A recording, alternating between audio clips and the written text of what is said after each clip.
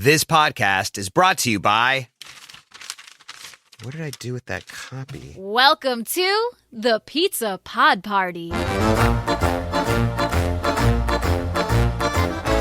With Arthur Bavino and Alfred Schultz. On today's show... Actor, comedian, writer, director Ike Barinholtz is our guest. There's pizza news, and our topic is garlic knots. Well, looky what we have here. Welcome to the Pizza Party, pal. I'm Alfred Schultz. And I'm Arthur Bovino of NYC Best Pizza. I'm a New York-based author and editor who's been writing about America's pizza since 2012. And what are we doing? What's happening? I don't know. It's like we're back in the saddle again. I'm a radio podcast guy for a long time who just loves eating pizza, and I'm happy to be back here at the Pizza Pod Party. What is going on? Things are nuts. We're back. I mean, are we? Independent? Where are we? We are here. Right. We've recorded a few episodes. Will it always be weekly? Don't know. We are going to do this, when we feel like it, when the mood strikes. And so be patient with us. Try to follow along. I always want to talk with you about pizza, Alfred. Come on, let's. What are you talking about? So we're doing it on an independent basis, and, that could change. Who knows? But we wanted to get some episodes out there. There were some people we wanted to talk to. It's going to be a fun journey. Take it with us, please. It's our pizza journey. I also want to mention that, sort of some housekeeping here. I was on a podcast called Lost in Jersey with my wife, Holly, who does the voiceovers of this fine program you're listening to right now. That's how I always think of you, as Lost in Jersey. Yes, that was a fun time. And Arthur and I, my lovely co-host, he and I were on Pizza Quest with Peter Reinhardt on Heritage Radio Network. That was a good time. We kind of teased what we're doing right now, in fact. And also in Greenpoint, Brooklyn, you and I moderated Pauly G and his wife Marianne's book release party at their slice shop, Pauly G's Slice Shop good time. In Brooklyn. So make sure you get their book, Pizza from the Heart. That was a very good time. Thank you very much. Word Bookstore in Greenpoint. Go get that sesame undercrusted Freddie Prinze slice, Alfred. You had it for the first time. What'd you think? Delicious. Oh, you know what else I had for the first time? What? I finally had the Portillo's Lou Malnati's Italian beef deep dish pizza. Yeah. From which we talk about tasteofchicago.com with our guest. And oh my gosh, it was amazing. It was amazing. I don't love Italian beefs that much, but it looked good. You? Are you? Can't you get your Chicago credentials, your Chicagoland area credentials revoked for saying something like that? I mean, they're fine. They're just sloppy and wet. It shows you I'm not a blind homer, if that makes sense. Right. My punk band Blind Homer, we are playing in Queens this weekend, so check us out. But it was delicious, and I posted just bad pictures of it on my social media. But that was delicious. All right, let's get to this show. Ike Barinholtz coming up. Let's talk to him, shall we? It's the Pizza Pod Party special guest. Ike Barinholtz is a comedian, actor, writer, director, and Celebrity Jeopardy winner. He was a cast member on Mad TV for 5 seasons, was a writer and actor on The Mindy Project, an actor in Eastbound and Down, co-wrote the film Central Intelligence, was in the films Neighbors and Neighbors 2, helped produce, write, and star in The History of the World Part 2, along with Mel Brooks, was a voice on The Simpsons, co-created and wrote for Netflix's Running Point, and is starring in Apple TV's The Studio. It's Ike Barinholtz. We were lucky to talk to this guy, especially right now. He is having a moment, a lot of successful stuff going on for him. A couple of things, too, I want to mention. If you watch any of the clips we will post of this, he's actually wearing an Old Style beer t-shirt. Old Style is the local, it's actually Wisconsin beer, but it's a sort of a symbol of Chicago. So we talk about that at the top. Also, quick correction. We mentioned, I won't tell you why, but we mentioned Illinois politician Jack Ryan, but I think I, by accident, called him Jim Ryan. So that was a separate politician. Very confusing, but it's Jack Ryan really we're talking from Chicago? about. Not really.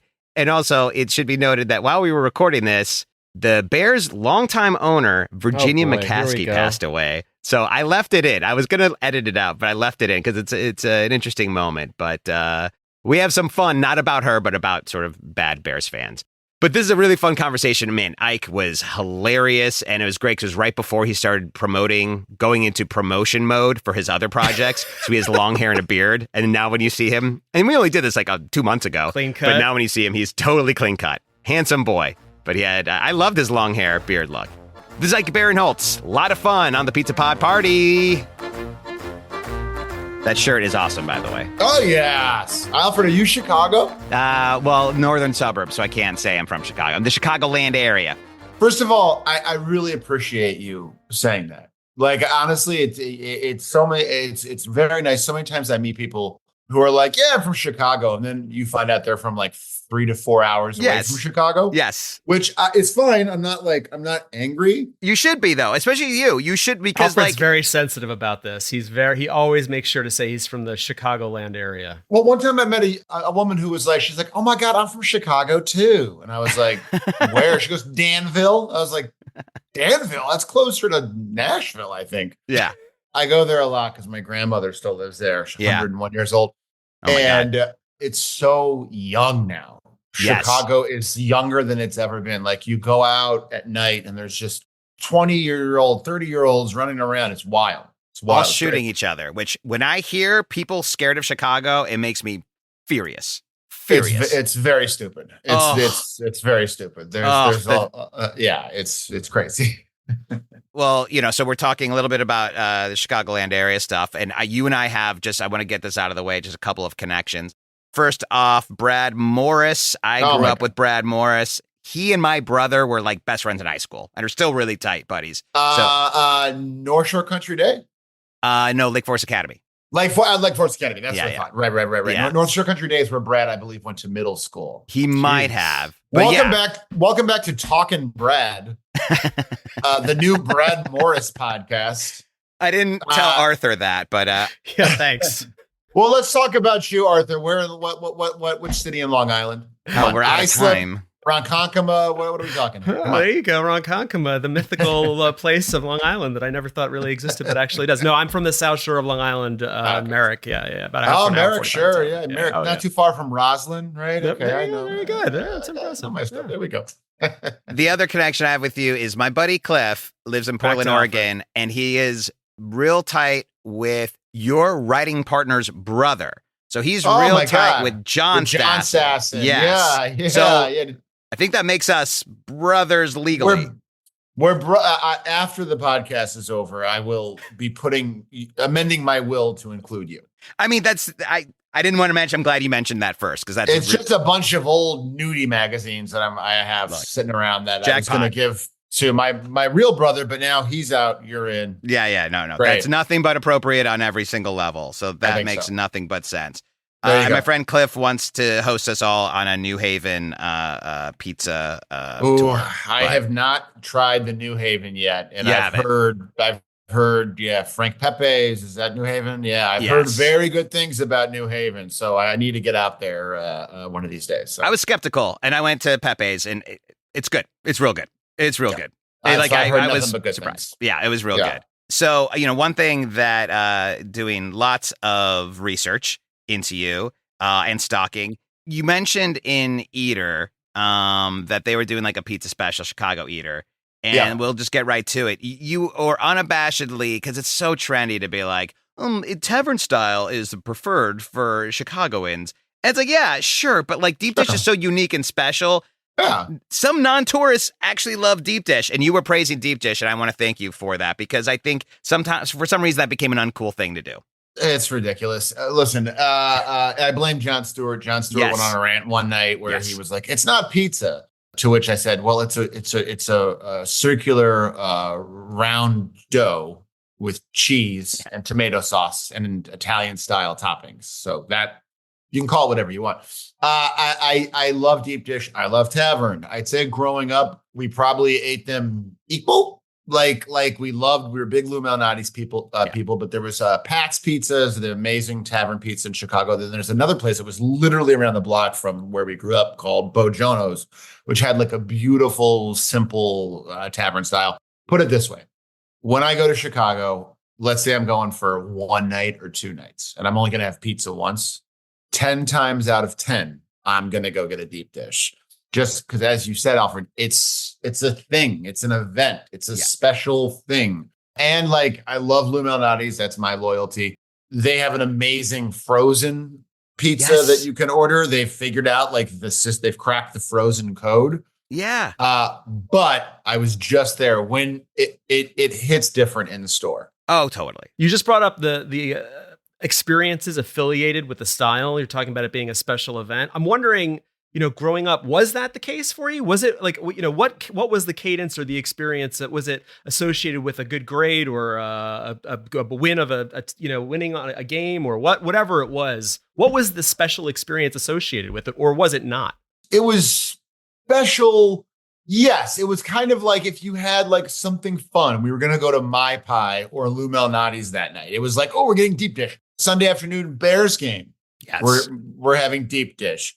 But like on a weeknight where it's like, hey, we're just having like some pizza and salad, you would probably get like a tavern style. You get 2 tavern styles. But yeah, for deep dish, there is a little bit more ceremony to it. It is a little bit more celebratory because it's so big and thick and you really want to rest afterwards. I don't have the experience being over at somebody's house and they ordered some, crazy topping that I never would have ordered on deep dish, or, just seeing it in an everyday kind of basis. So I'm always curious for what some of the stranger things were, maybe from other people's perspectives on deep dish. I mean, Alfred had mentioned once he saw Hawaiian deep dish, I think ever in his life. But, what was it normally just, the sausage, or were there, in your experience seeing these pizzas all the time, crazy different toppings? We never went too crazy. Kind of, I'd say our family standard was always what I get now, which is if I'm at Lou Malnati's, I get a deep dish, butter crust, extra cheese with a side of jardinera for dipping. Wow. But like, I would say like Chicagoans do have a love for like your kind of like supreme-ish stuff, which is like pepper, sausage, and onions, which unfortunately I hate bell peppers. I like every other kind of pepper, but bell peppers, I just think they're waxy and bad. And like, I just don't like them even on pizza. So like supreme pizza, I think was a thing my parents would like to get, but I never went too crazy growing up on pizza toppings. Like I remember the first time I went to California Pizza Kitchen and I was like, chicken on pizza? What the hell is going on? Like it just wasn't a thing. It was pretty basic, I would say. I think because again, like Chicago pizza, just like great New York pizza, just like great New Haven pizza, it's so good and special. It doesn't need like extra gimmicks and bells and whistles and stuff. You know what I mean? Like I'm all up for like, oh, cool topping. But like if the pizza's great, I'm always going to want kind of like the standard zone of like pepperoni or onion or, you know what I mean? I don't want to go too crazy because that to me is just kind of gilding the lily. Also, and I could be wrong about this, but I always felt like the East Coast, their default for a topping is always pepperoni. For the Chicagoland area, for me, it seemed like sausage often edged out pepperoni. Like they were kind of even, but sausage on the East Coast is you wouldn't go to someone's house. They rarely order just a sausage pizza as like their default. Yeah, Chicagoans we are a sausage people. Yes. And not just sausage on pizza, like Polish sausage and Italian sausage, bratwurst. Also, some people are half sausage, half people. They are literal sausage people that live in Chicago. People very I don't good think friends that. with some of those people. You know what I do kind of remember. This is like a very Proustian moment, but I do remember that like at some point when I was like maybe 11, when you Lou Malnati's has like the sheet sausage, so it's literally yeah, that's a lot. And then, it's a lot. And I remember just because it's sausage, it's awful meat. Getting like a really hard bite of fat, like when you get that hard fat and you're kind of like, oh, and as a little kid, it's disgusting. So I think kind of I just became like a pepperoni boy. Now, of course, I love sausage on pizza, especially like, if it's like a nice pizzeria and they have like good sausage. But I think, that kind of that bite of hard fat kind of just pushed me towards the pepperoni. So you're a pepperoni boy now. You're also an LA boy for a while now. And have you found a deep dish place out there? I know that can be tough, as many of us transplants know. There's a couple. When I moved to LA almost 25 years ago, there was quite simply not good pizza here. It was a terrible pizza town. There was one or two places. There's one place that's still around that was really good called Baroni's, which is it's in Burbank. so it's kind of far, but it's fantastic. It's like they do like a thicker pizza, a lot of cheese. It's incredible.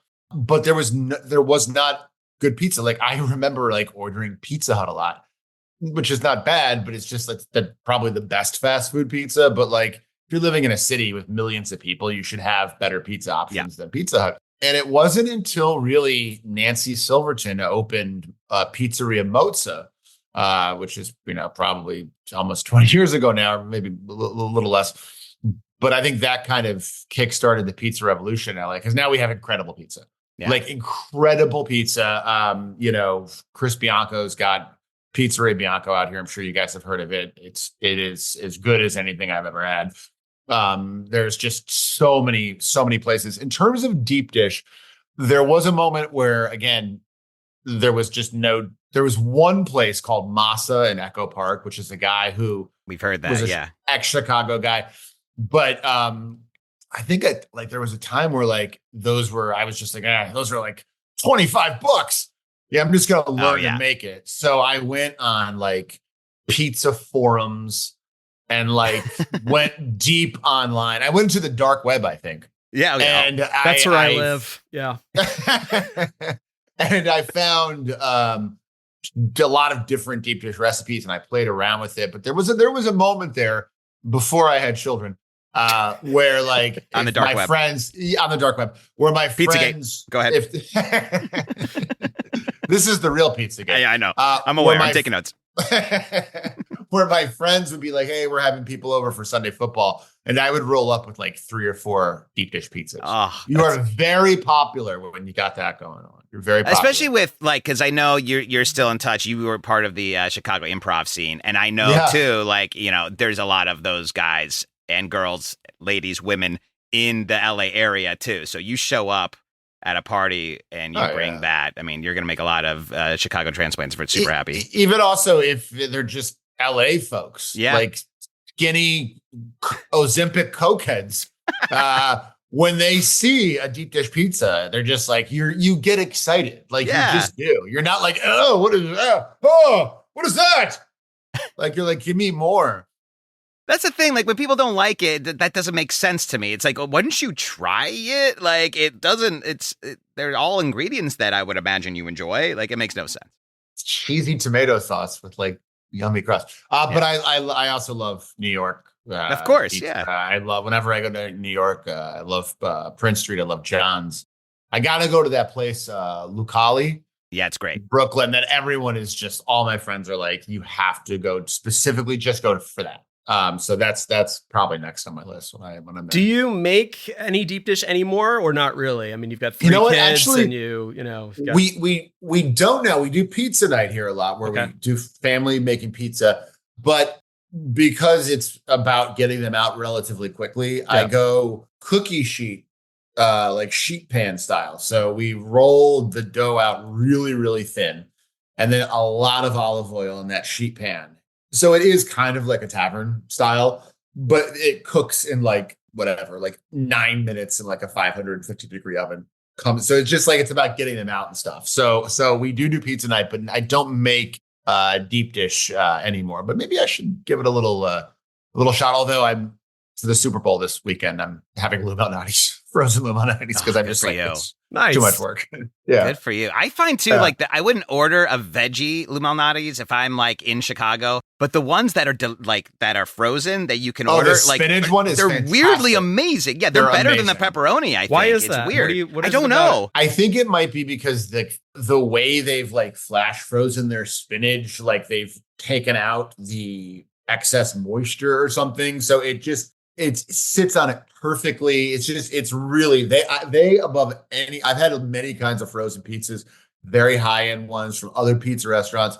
Lou Mal's they've just circled the square on how to figure it out. You're making me wonder for your take on deep dish leftovers. People will say there is no such thing as leftover pizza, but I'm wondering like when you have leftover deep dish, do you eat it cold? Is there a different way for you to bring it back, or do you? How do you approach it? To me, like cold pizza, like I understand just not wanting to spend any time. but it's just like, it's one of those things where it's like just 4 minutes in a toaster oven. No, I can't do it. Like you could literally like, you could like sit on your hands for 4 minutes. You could like try to name like 30 countries and then it's done and it's hot and the cheese is melting like the way the chef intended it. But then it's just like, I guess some people are just like Sylvester Stallone in Cobra. They just like roll out of bed and like take a piece of cold pizza. And remember, he like cuts it with scissors. It's so weird. What a weird That's the second time that's been brought up on this podcast, by the way. I use that specific scene. Yeah, it is. I remember even as like a 8-year-old boy watching that and going, "What the fuck? What an idiot!" That was such a weird movie too, because it's like it's Stallone at his height of fame and like doing what Stallone's supposed to be doing, and why did it always look like a B movie? Like nothing made sense about Cobra. Every movie he was ever in was a B movie. He sucks. Yes. I'm sorry, I shouldn't say this. Besides Rocky 3. And like the First Blood, I think he's mid. I'm sorry, Sly. Sly, if you're listening to this, see, I'm more of an Arnold guy. I look. I only followed Sylvester Stallone for his politics, so I mean that's well, me. Well, I'm more of a Frank Stallone political guy. I mean, he really is. Yeah, he's really the guy who I go to for my takes. I mean, you're not alone. That's a common tale. You mentioned the Super Bowl sports. You're a big sports guy and a big basketball guy. And there's about 1,000 million tangents we can go on. You played basketball with Obama before both of you were famous.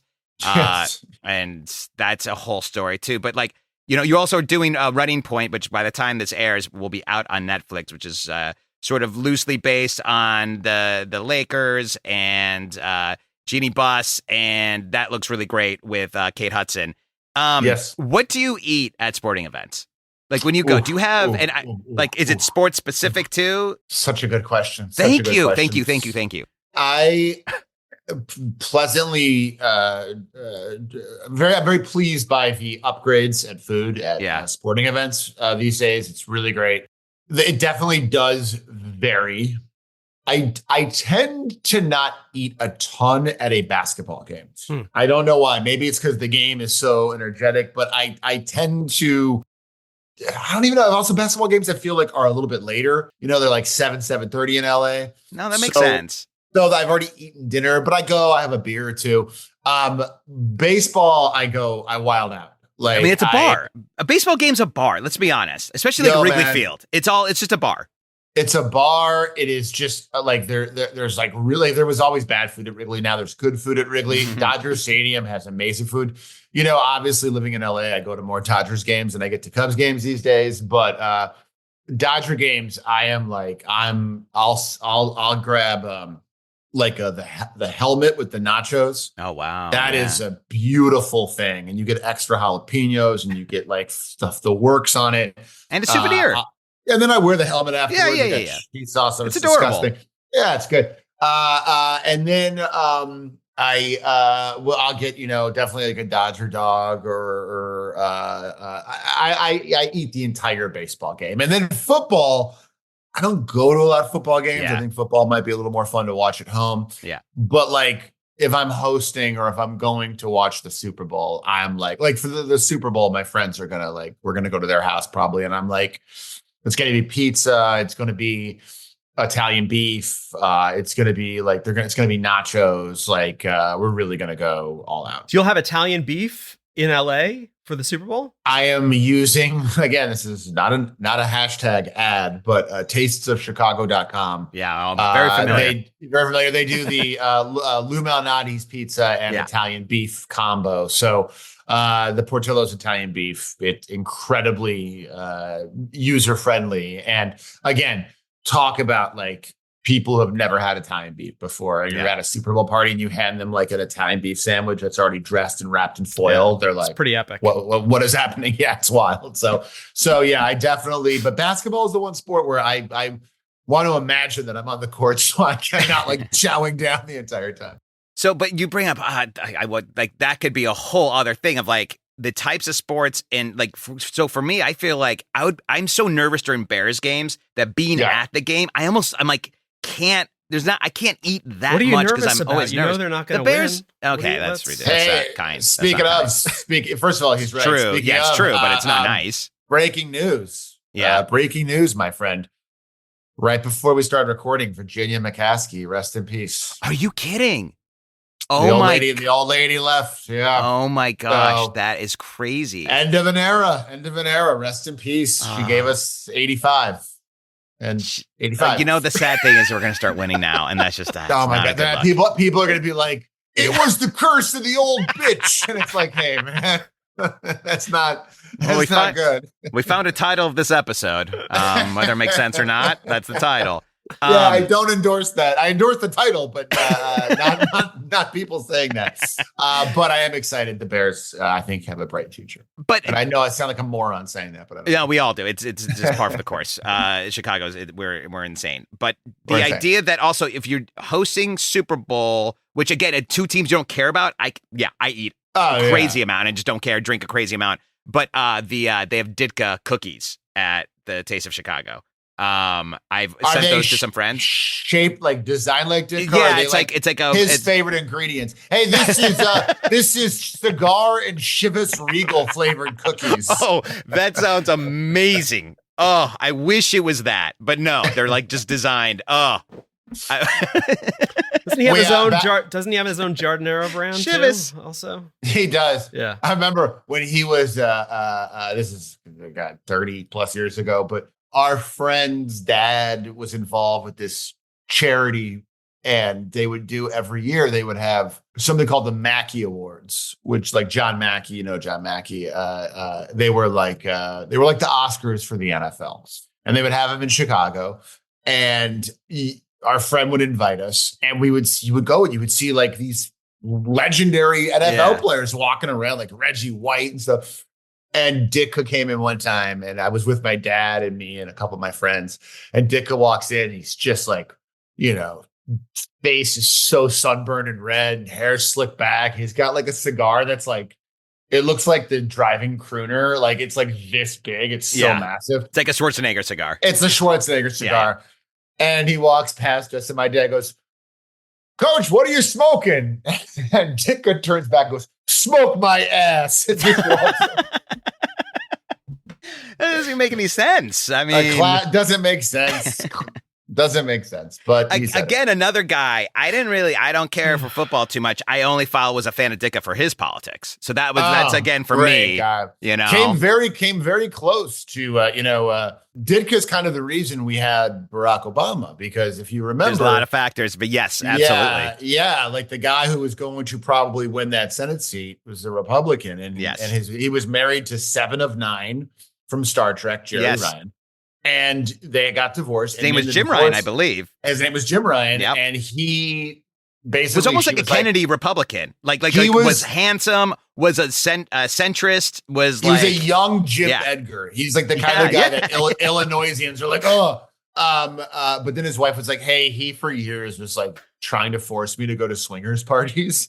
So this is back when people had shame, and he stepped down. And for like a hot minute, it was like, Ditka. And I got news for you. Had Ditka run, he would have gotten like 85% of the vote. Because Obama was not an entity. Then. He was just like a little guy who you see on like public access. And you guys would foul in basketball games. Yeah, he'd get very mad at you. He would. Don't fucking undercut me, kid. That's a quote.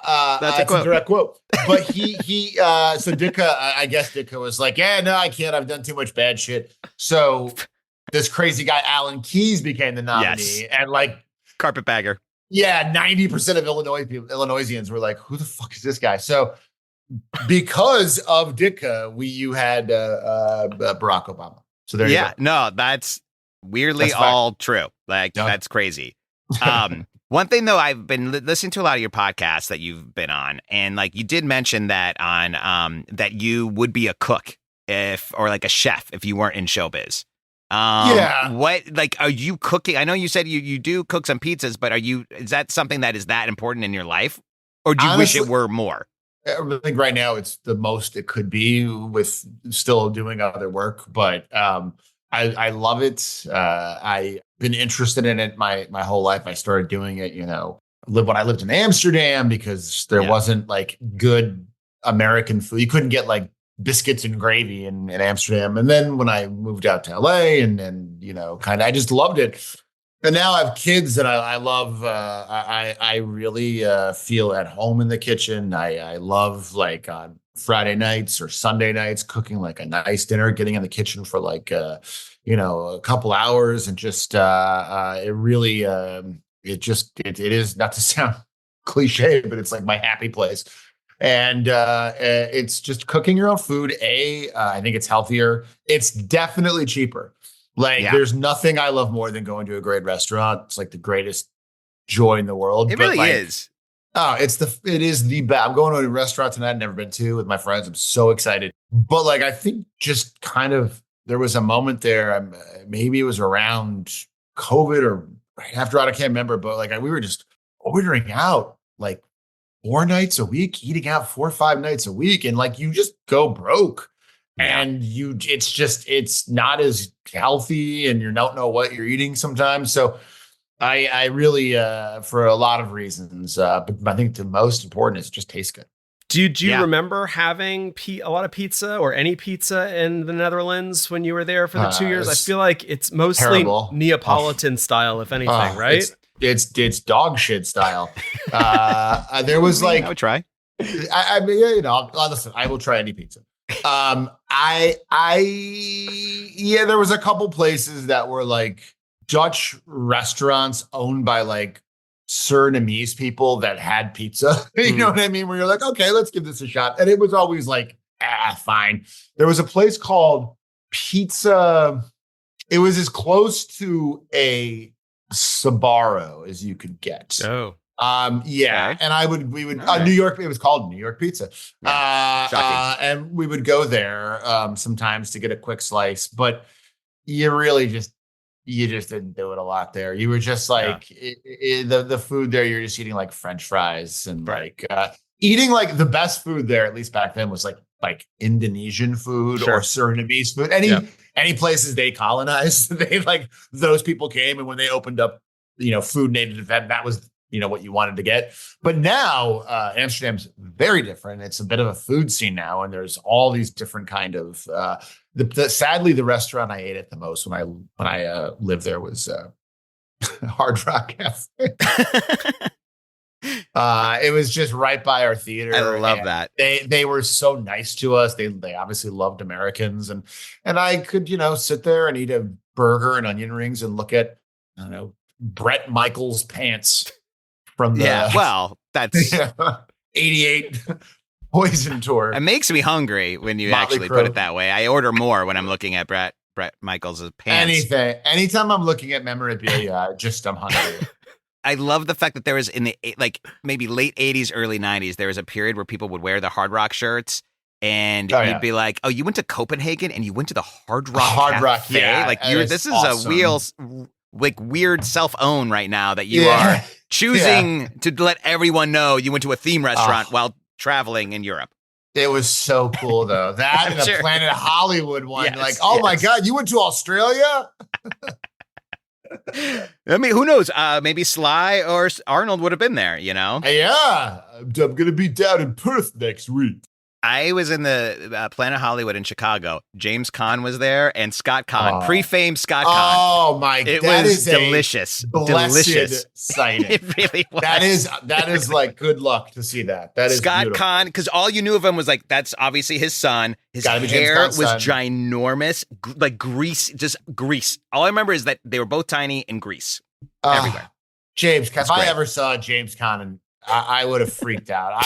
He's one of my all-time favorite actors. He's so good. I love Thief so much. Oh my God. I've never met Scott Caan, but I love James Caan. Oh, I mean, of course. But like the fact that like that's also horrible for the poor parents that have to drag a kid to Planet Hollywood, and then they actually see a star. Like that's such like terrible negative reinforcement that I'm like, well, let's go back to Planet Hollywood. You see stars there. Like it's probably terrible that happened. It is. My poor parents. Yeah.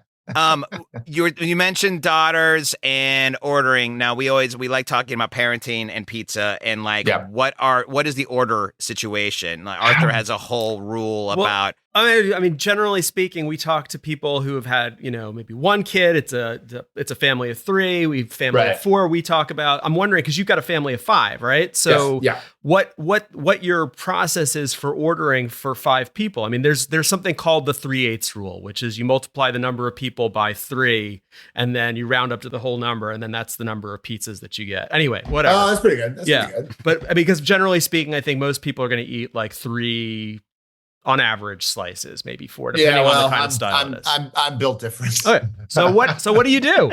How do you order for your family, or how does it go? Well, I'll go with our current pizza place model that we use. There's a great place. It's actually, I think it's Italian guys. I think they started it in Austin, but they have a place here called Desano. It's fantastic. It is more Italian Neapolitan style.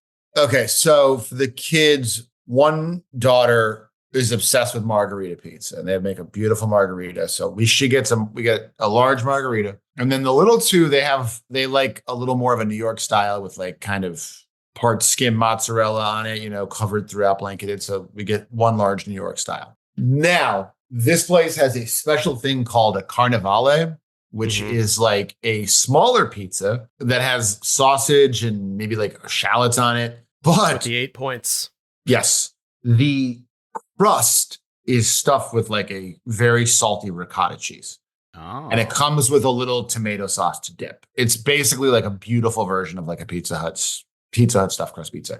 It's small. It's only like 6 slices, and they're small slices. My wife loves that. So we get one of those. I have a couple of those. And then this place does a beautiful calzone, like just a basically like a very cheesy, it's got like capicola in it and like pepperoni and salami. So it's like the worst things for you. It's I think they call it the nitrate, but it's so good. And the way they make their calzone, I don't know. It's just beautiful. So that is the current order. And that allows for a little bit of leftover pizza for the kids for lunch the next day. The Carnivale originated in Naples. There was a place called Da Attilio, and actually, I think it was from the 40s or 50s that it was on the menu there, and then his grandson rediscovered the menu and brought it back. And so this was like something that was like decades old. Oh, beautiful. I love it. That's a Pizza Hut probably stole it from them. How dare you? How would you accuse them of stealing? That's awful. They're a major sponsor for us. I love the pizza people. They're wonderful. They gave me a nice little Pizza Hut gold card. I love you. Well, this is the second Pizza Gate of the episode. Did you get that when you went on the show with David Chang and you put the caviar on the pizza? All right. So how was the caviar on the Pizza Hut pizza? Oh my God. It was, that whole day was like a fever dream. It looked like a huge kitchen serving spoon full of caviar on top of the slice. I don't know if it played on TV how big the tub of caviar was, but like you can't hold it. You have to hold it in like 2 hands. It was wild. Like at that point, we had already had like a lot of caviar, which I don't know if you know this. It's very rich. Yeah. Salty. So yeah, he gave us a Pizza Hut with caviar. It was incredible. It was incredible. It was so good. And then he gave us a Pizzeria Bianco pizza with caviar. It was insane. I don't know if I would like do it again, just because where am I going to get money for like that much caviar? Normally when you have caviar, you have it like on New Year's Eve and you have like a little blini that's that big. But it was incredible. It was wild. It was hands down the best Pizza Hut pizza I've ever had. And to quote Seth, no one out pizzas the Hut. Oh, that's not you? That's not you original? No. Seth said that on the show, and I just want to reiterate it. Write that down. It's not happening. You mentioned the calzone. I don't know if this is just showing off my ignorance. We don't have a lot of calzone representation on this show. We haven't. It's an infrequent mention. This is embarrassing for me. Growing up, I never knew calzones. I'll tell you, the first time I heard about calzones was through Seinfeld. And there's an episode where Kramer's talking about calzones. Well, George is getting Steinbrenner, and he's like, George, I need the calzone. Yes. And that's the first time hearing about it. In the oven. Right. Yes, exactly. And I only when I came to New York, or like I guess maybe college, they like you'd order like a calzone. But I never really grew up having calzones. Were they big for you in the city, Chicago? No, they were not big. There was Chicago versions of them. Yeah, like Sbarro, you could get one, but like that was a teenager being stupid. There was a place called, I don't know if it's still around, called, I can't remember if it was Rinaldi's or Rinaldi's, kind of right on Broadway and like Fullerton maybe. And they did a thing called a panzerotti, which was a folded pizza with so it was basically a calzone.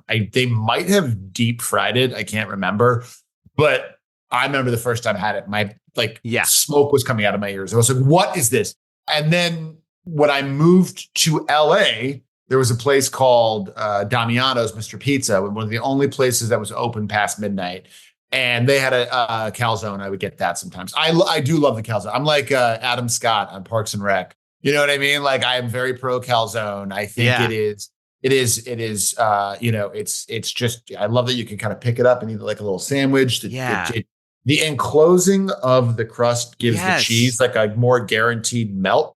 And at the end of the day, if I could, pick one, I would still probably pick a great pizza over a great calzone, but I am pro calzone. I want to make that very clear. No, I am too. Although sometimes it's too much regatta cheese, I guess. Like there's sometimes it's too it's too much. It pours out, and that a pizza is almost always perfect to eat. But that when it just pours out with the cheese at the calzone, that's the only time I'm not into it. And as someone, ricotta to me is something that is best used sparingly. I agree. And so I do kind of look and try to see if they have ricotta, how much. I do agree with you. When you get that big blob of ricotta, it's just never really understood the appeal of the calzone. I'm sorry. I just if I'm in a place where I can get a calzone, I mean, like, why am I not eating the pizza? And I'm not eating the pizza and the calzone. You get the calzone at the place that you've already had their pizza. And you've gone there, you've gone there a lot. Back? You're not experimenting. I've had their pizza last week. I'm going to try their calzone this time. Yeah, it's a nice way to change things up. Yeah, I think. Yeah. Like to me, it's like if I'm going to a place that has amazing pizza, and especially when I'm there, it's coming right out of the oven. It's just, but when I'm home ordering pizza for the family, I know I'm going to get some bites of other pizza. All right. You're obviously a much more experienced calzone eater than I am. So I want to ask for your expertise here. Please. Because a lot of calzones will be served with a side of marinara dipping sauce. Now, do you take the marinara dipping sauce and dip the calzone in it before it's been bitten and then you have that? Or do you pour the sauce into the What is your process for using these two things together? I'm a dipper by nature. It's just that way I'm controlling the amount. It's not swimming in the sauce. I definitely dip. Doesn't the cheese all fall out of the calzone when you're dipping? That's the problem. If it does, that's a problem. But that's why it's better when it doesn't. Okay. That's why if they have a good amount of cheese in there and not too much ricotta, and you're kind of pushing it as you're dipping into, so you're kind of holding it together. Okay. It's almost just like you fold a slice of New York pizza. It's just they've done that for you. They've saved you the trouble of having to go like this. Yes. Got it. And for those listening home, he's doing the jerk off motion, which I don't get why. I think they knew that. I mean, I thought it was inappropriate, but I had to let everyone know what you were doing. It was weird. I'm a comedy guy. You had a online, I think it was, digital series, was Pie Guys, which took place in a pizzeria. Is that back in 2014? Yeah. My brother and Rob Belushi did a little pilot for Comedy Central. Yeah. And my brother's very attached to pizza. When my brother first moved to LA, he worked at Pizzeria Mozza. Okay. And he goes to Italy constantly, and he's more in tune to pizza than I. Why didn't we get him on? This was a complete waste of time. You guys blew it. What are we doing? He went to this hotel in Italy that's like a pizza restaurant, that B&B, where it's like you go and they have this great tiny little hotel where you could stay at. And then they're just constantly making you pizza. And I was like, that sounds amazing. So anyways, we wrote a little show that takes place about guys delivering pizza. And has it been picked up? Do you guys know? Has anyone heard but they have a different director now. You're just not a part of it. That's fine. As long as it's out there. It's now a Christopher Nolan joint. Wow. That's cool. So one thing about your career too is like we always write like the intro that we record later, and like honestly, you have such a prolific career that it's annoying to write. Like I was struggling to write the intro because it's like, well, which ones do I focus on? You can't just list everything. So that was really annoying. So can you stop, figure out, like focus on like 2 things, and then that's how we do the intro. I'm not doing anything anymore. It's a little selfish on your part. But you've also worked with really interesting, crazy people. You got Mel Brooks, you got Woody Harrelson. Yes. You have Nicolas Cage. Now, this is maybe a weird question, but is there, and I know you have tons of stories about all of them, but is there any food-related story about a crazy celebrity that you have worked with? I mean, your Ditka story was fantastic. That was smoking related, but... I mean, Woody is just all vegan stuff. Mel was, it was kind of during COVID, so we were so Zoom. This is Mel Gibson, right? We're talking about Mel Gibson. Duh. Trying to think like good food stories. Well, I mean, I don't want to rip your Mel Brooks story. So if you have something, please go. I was going to say my good friend Mindy Kaling, yes, and Dave Stassen and I have worked together for a long time, and we are definitely lovers of food. And I do remember. I remember like Phil Rosenthal. You guys know Phil Rosenthal. Yes, I listened to you on his podcast. Yeah, he's a wonderful guy. And when we were doing the Mindy Project, he had just written a book about his experience at Raymond. And he came in and talked to us in the writer's room. And he was like, and then he says this in the book, he's like, I really think that at your job, whether it's a TV show or an office or whatever, if you're able to bring in food for your coworkers, it's just a great thing to have. It's a great icebreaker. It's a great, you know what I mean? Like, you go to stop at a bakery on your way to work, and then all of a sudden people you work with are then like, oh my God, have you tried this cookie? So people are talking. It's just, and Mindy and David, I think, really took that to heart and would just treated that crew like they were like ducks whose livers we wanted to turn into foie gras. We're like, every day there was a new food truck. There was a new, we were having like, the assistants run and just go to like Masa. And if we were within like 7 miles of Masa, it was like, hey, can you go to Masa and see if they can make 25 deep dishes and have 3 of them put into Mindy's trailer? So I think, that was definitely a big part of that show. And then on Running Point, we definitely try to do that too and give people as many treats as possible, just because it really is, it just brings people together. And selfishly, it's something I love. So I heed Phil Rosenthal's words. This is a shame I have to cut that part out, but that was a beautiful. No problem. Sentiment. I forgot you guys have beef with him. I forgot. About that. Huge beef. We usually end towards the episode by asking a couple of quick fire questions, wondering, 1-word answers or short answers, however you want to answer them. But you go to New York City, you walk into a slice shop. Will you wait for a fresh pie, or will you take whatever is in the display? What's your process there? I will ask if I look at the display and I see, there's like 3/4 pizzas that are left that look kind of sad. I will ask, be like, is there any freshness coming out?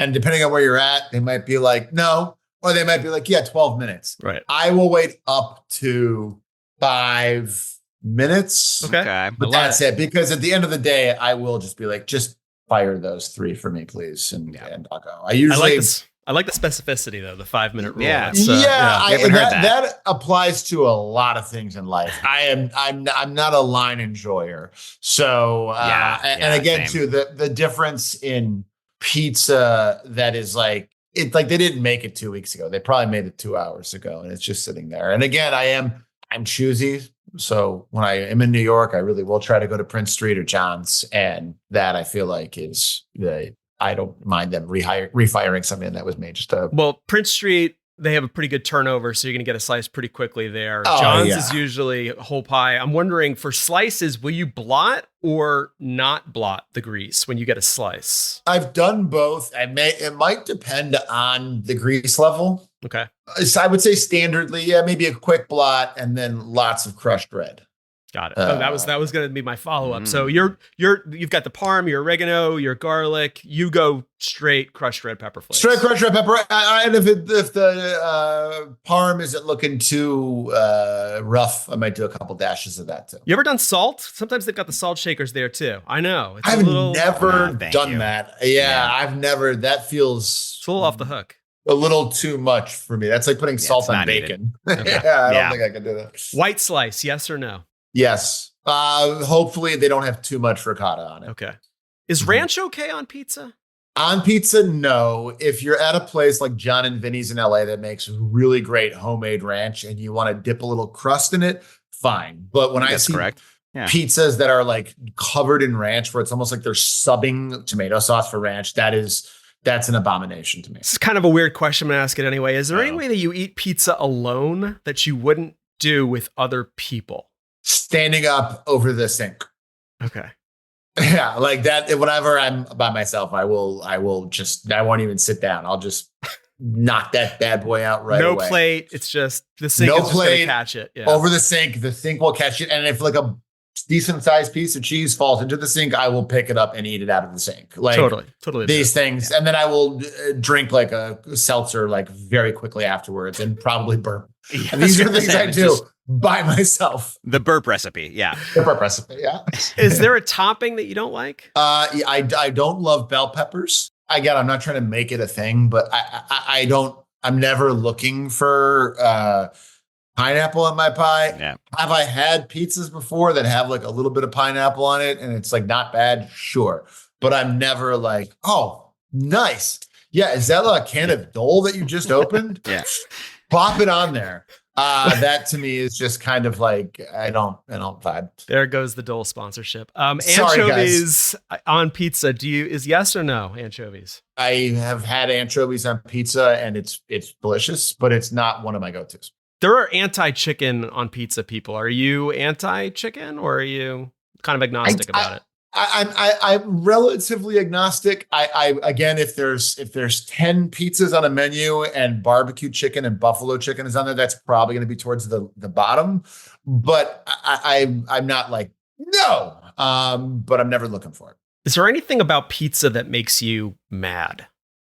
I believe that there is not truly terrible pizza, but sometimes some pizza companies, some of the big ones, I don't know. I'm just going to throw them under the bus. Papa John's. It's just like garlic butter and ranch and this. And it's just like, that's not pizza. That's why I would take Pizza Hut, Domino's, or Little Caesars over Papa John's any day.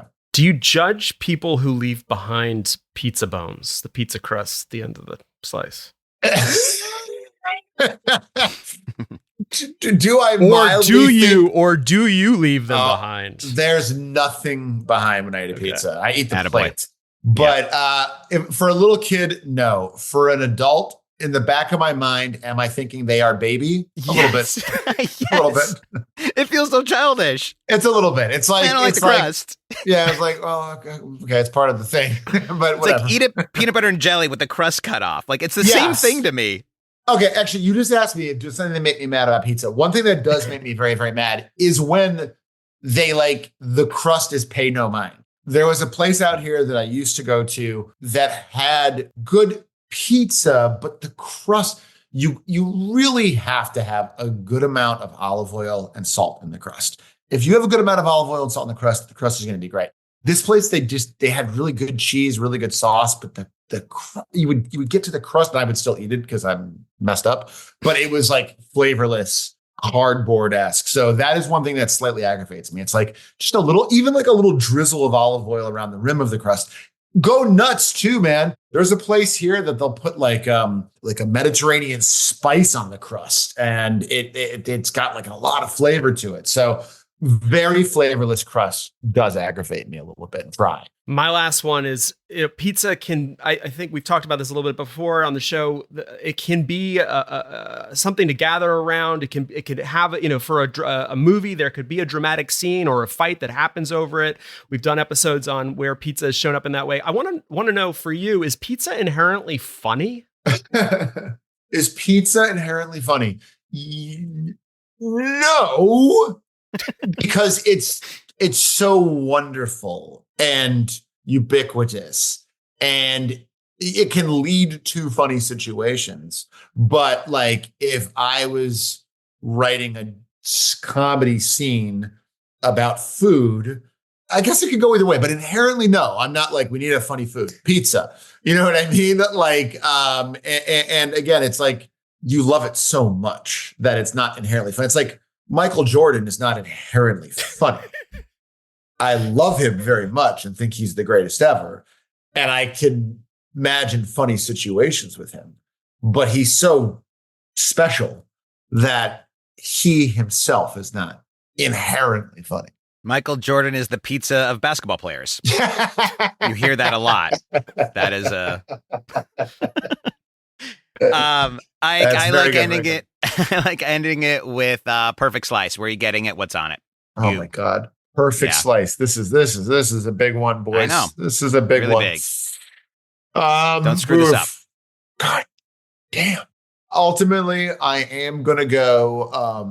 I'm gonna go Lou Malnati's. I'm gonna go pepperoni, extra cheese, butter crust with giardiniera on the side is very good. It's very good. But if I'm gonna do an LA special, I'm gonna go ahead. I'm gonna do prime pizza, spicy pepperoni. It's like a thick, almost grandma style pie that they got out here. It's a great chain. There's like 3 or 4 of them maybe, and they just have a beautiful, big old thick, tons of pepperoni on it. Very, very, very good. They also, if you have gluten-free people in your life, they have the best gluten-free pizza I've ever had. So there you go. I am not gluten-free. I'm gluten positive.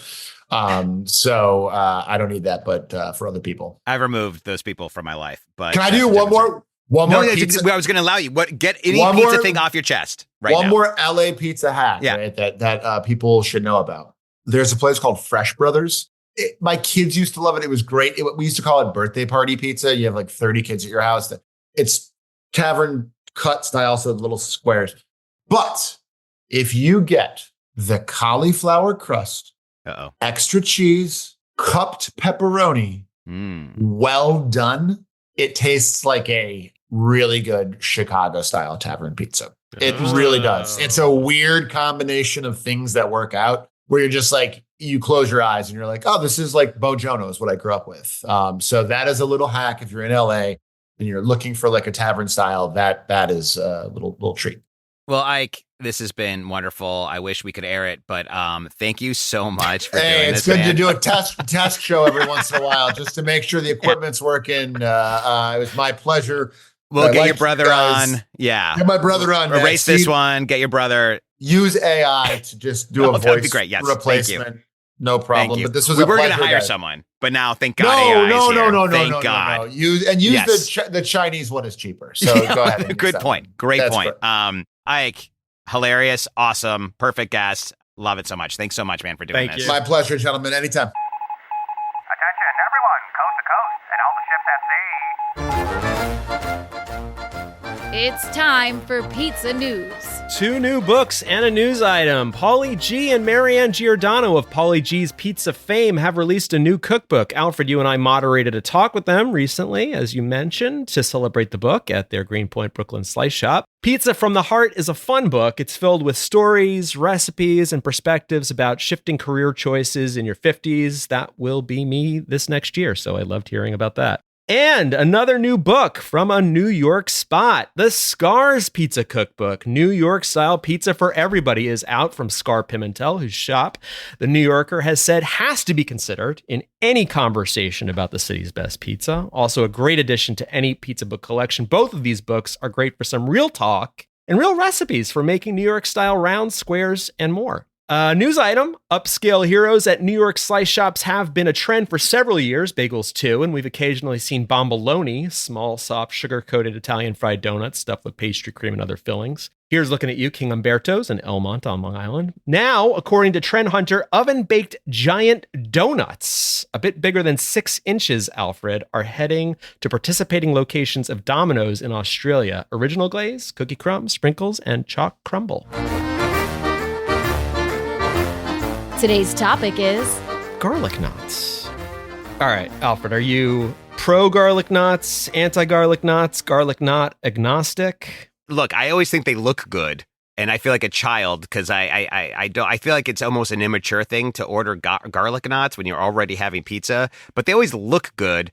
And I'm never mad at them. If I get one for free, I'm never mad, but I don't know if I would spend any money on getting garlic nuts. Go ahead. That's kind of my perspective on them too. They kind of fall in the calzone category for me. I'm like, nah, why am I eating this and not another slice of pizza? I don't know.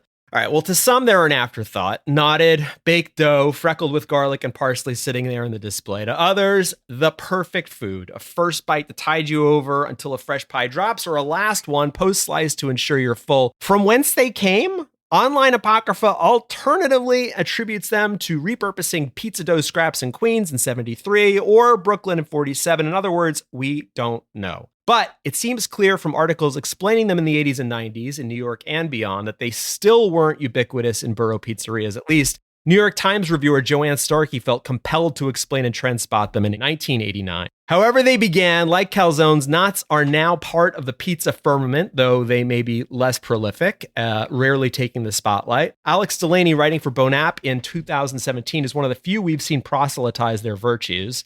An admitted self-appointed expert, Delaney detailed the qualities platonic ones share, noting they should be equally tall and wide with a doughy body, more doughy than crispy, but browned on the top and bottom to add crispiness to each bite. They should come with sauce, but be so good as to not need it, and be so oily to leave a footprint. Garlic should be copious and ensconced in the crevices. The only green, this is a quote, to ever touch them should be parsley, and cheese is certainly not welcome. Non-physical commandments include being unfancy, sold in an odd number for less than a slice, and being eaten after drinking. Now, Alfred, I don't know what your experience has been, but to me, every time I've seen them, they're sold in batches of 4 and 6 about as often as 3 and 5. But there's still a lot to vibe with there. Even if many spots haven't gotten the cheese memo, they're usually tossed with parm or pecorino. And boy, have knots been glammed up. There are smaller nuances like Rubarossa's serving them with spicy marinara, and Sauce Liberty's Famous Ben's offers them with blue cheese dressing, Caesar, ranch to dip in. Pepperoni gets tossed into these things, and Rizzo's serves them angry with hot sauce and bacon and loaded with pesto. Norm's has upscaled them with garlic confit. Gloria stuffs theirs, and while Knott's average 1.5 to 2 inches,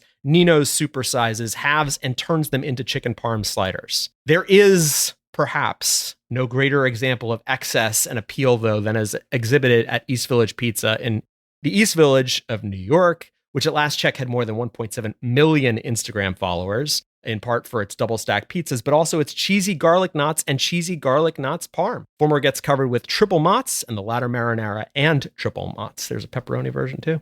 I mean, it seems like a lot of overthinking and a lot of sort of maybe a little too extreme for something that's as simple as a garlic knot. But like, I can't fault anybody because they seem to always be kind of delicious. I rarely get them, but they seem good. So I'm sure all of those different versions that you listed off, and I bet they're good. For those who care about knots, I'm sure there are some passionate people.